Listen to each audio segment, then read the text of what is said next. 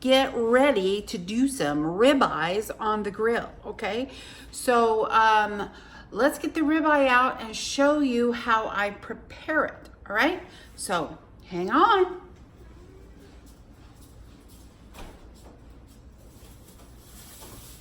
I got some gorgeous ribeye, $8.98 a pound. Look at that. So really well marbled, not a lot of existential fat. It's been really well trimmed. So I got a really, really good package, okay? This is really simple. This is all you need. That's it, okay? So then I'm gonna get a container.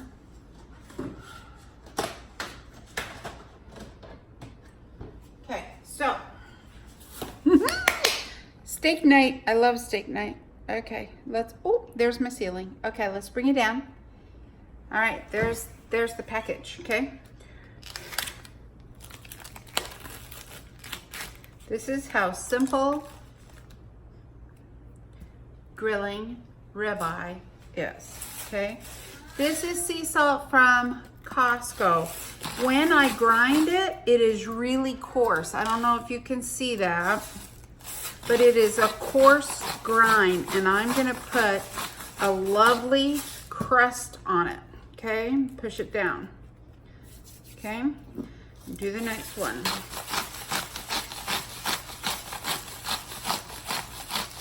I'm just gonna put a lovely, lovely salt crust on these. Okay, push down. Then the pepper. No, it does not matter which one you put on first. I just grabbed the salt first.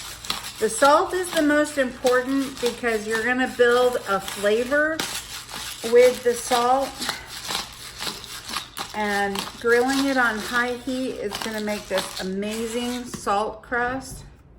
I just love it, okay? Push it down. Then we're gonna flip it over.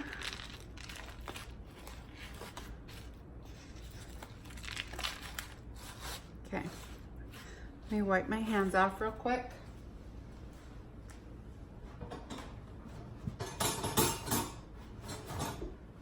Or not, there we go.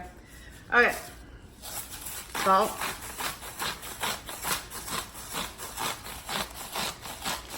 No, you really can't overdo salt. I mean, you can overdo salt with anything, right? You can overdo anything, but don't worry about too much salt because a lot's gonna fall off.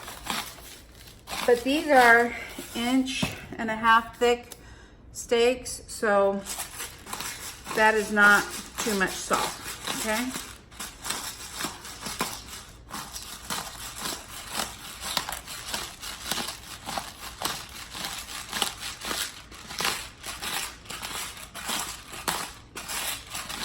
This is also a very coarse ground pepper grinder too. I missed a couple spots here on the edges. All right, pat it down. Okay, and that's gonna season for about, that's gonna sit on there for about 15 minutes. Oop, wrong way. So, we're gonna fire up the grill and we're gonna put these steaks on, and they're gonna go 3 minutes aside, okay? And then they sit in the container and they finish cooking, okay? So I will see you back here in a second. We're gonna go away to a grill, okay? Because I live in a forest, it's not that great to grill here. So we're gonna go over to Stevie's and grill these up. See you in a minute. Okay, so we're at the grill. Okay, this is not the nicest sounding grill because we got the air conditioner compressors right behind us. So, but I want you to see how I grill this, okay? So we're gonna, isn't that a gorgeous day? It is such a gorgeous day here. Okay. So I have my fire on high. I've got 3 burners on, okay? I did bring extra salt in case I need it. There we go. Okay. Because the most important thing about this steak is the salt crust, all right? So you can see the salt is still visible on there. I'm going to put just a little bit more on this one. Okay. All right. Then, now my dad said you never poke meat, but we're going to poke just the edge to get it on there because the grill is so hot.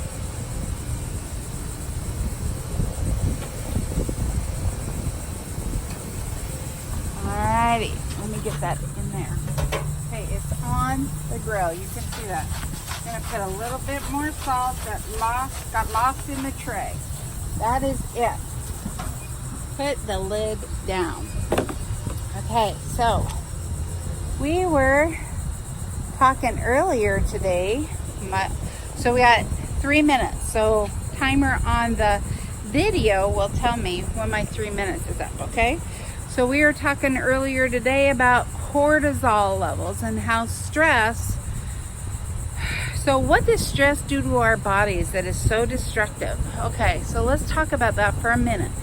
Cortisol levels activate, so when we're stressed, we have a fight or flight response. Adrenaline gets pushed out, cortisol gets pushed out. Cortisol's job is to say to the body, don't lose any weight in this moment. We're going to need all this weight, all this fat that is stored. We're going to need that to recover from this stressful situation.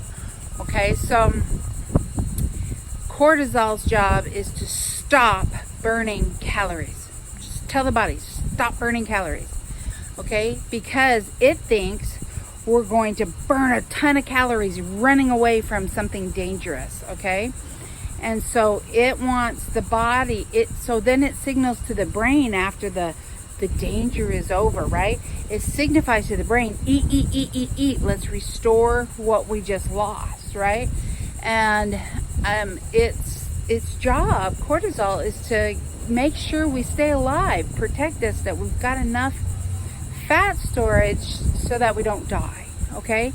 But now, in this life we live in right now, we are under constant stress, and that's not the way it was or the way that our bodies are set up to handle. We're not meant to handle this much stress constantly. And so our cortisol levels go up high and they stay up there. And what it does is it may not measure high on a lab test because cortisol levels are really high, really hard to measure on spit and blood tests. So it'll measure low, but yet what could be happening is that you are just getting little drops of cortisol all day long, which is measuring off the charts. So your body is staying in a state of stress, your cortisol levels are high and you don't even know it. And it is signaling, send everything to fat storage, okay? So then in your belly, you have this special fat, and in there, and it's really hard to lose when you have high cortisol because it tells those fat cells to stay put, to stay in fat storage. And we're coming up on 30 seconds. So what can we do to help that cortisol signal in our belly fat? And those are 2 herbs that I'm going to be sharing with you this evening as I strain them. And they inhibit cortisol reaction to fat storage.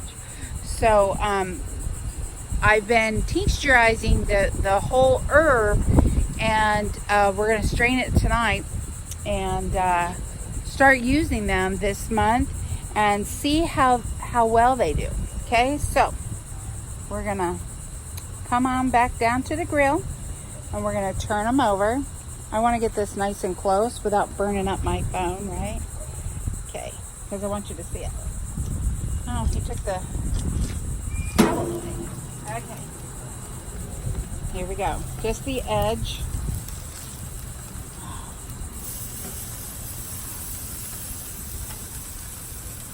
the grill was not as hot as I would have liked. Oh, there we go.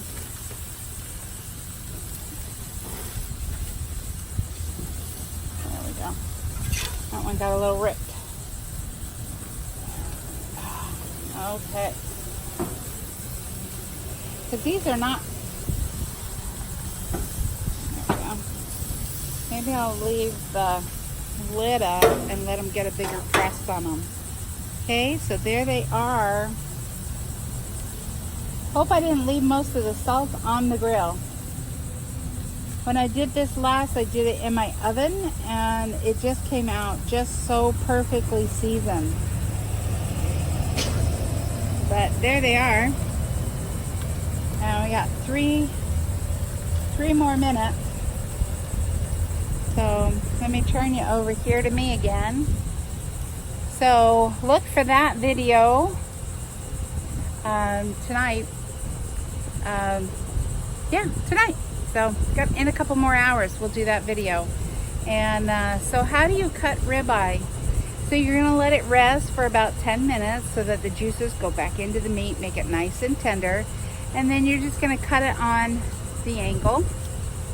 Or you can just cut it like you would a T-bone or a filet mignon and eat the whole thing. But if you're gonna slice it, just slice it at an angle so that it's not so chewy, right? So this is well marbled fat beef, and it's going to be tender and it's going to be very, very flavorful. And we like the fattier meats. I'm going to move you back over here so you can see that. We like the fattier meats because that animal fat is so good for your body, and it signals to the body to release the fat that's in here. That it's got plenty of fat, it's got plenty of food, it doesn't need, just release and let go, okay? So, we got 3 minutes on this side, and then I'm just gonna turn it off and put the lid down, and we'll let it sit there for a little bit. Finish up to a medium rare. Yes, I like my meat medium rare.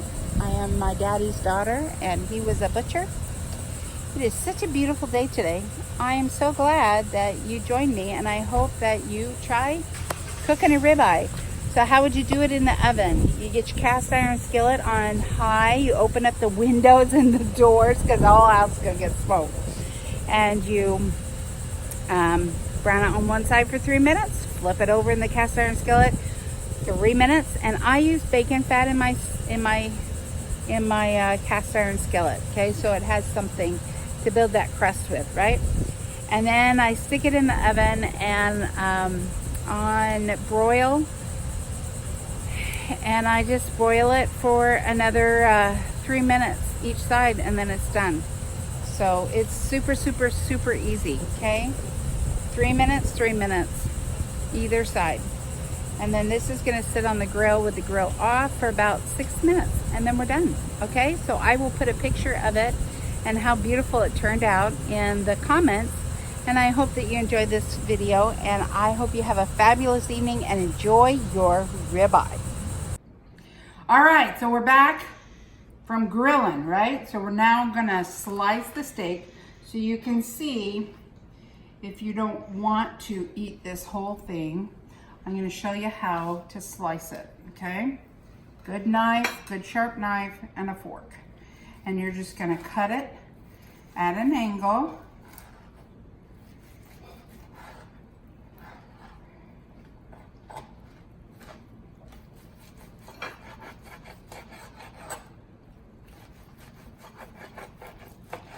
Why you cut it at an angle is because it cuts into the fibers and makes them short.